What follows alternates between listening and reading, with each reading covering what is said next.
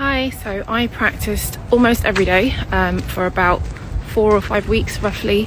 That's how long it took for me, but everyone is different, and it's so important to remember that for some people it will take more time, others it will take less time.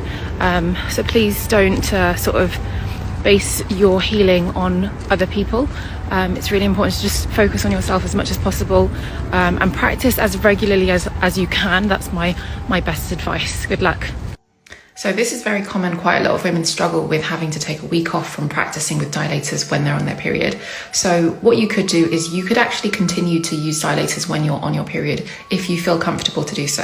If you don't feel comfortable using dilators when you're on your period, what you can do is once your period is over, actually wait a few days and then start practicing again, because the nearer you are to your ovulatory phase, the easier it is to use the dilator. So you could wait a few days after your period's over. But also I would recommend just going back a size. So let's say you got to, I don't know, the third dilator before your period started, and then your period starts.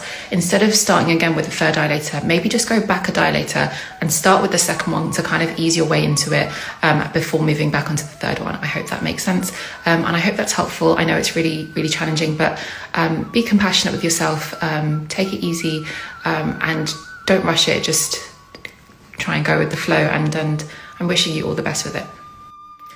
Walaikum assalam. So my best advice is to find objects that are shaped in a similar way to dilators. So a common one is using different sizes of tampons. I know they don't come in the exact same range as dilators, but that's a good place to start, is using tampons, but also trying to be creative and thinking what objects are there out there that look similar to dilators that are safe to insert. An example that comes to mind is a set of makeup brushes. If you think of, some makeup brushes come in different widths and different sizes, so you could use the ends of those makeup brushes, obviously not the side where the brushes, the handle of the makeup brushes. That's just an example. And you don't have to use things as large as dilators. It can be things that are smaller and narrower, because it's not really about the size of the object you use, it's more about the ability to practice relaxing your pelvic floor muscles and the ability to practice insertion as well.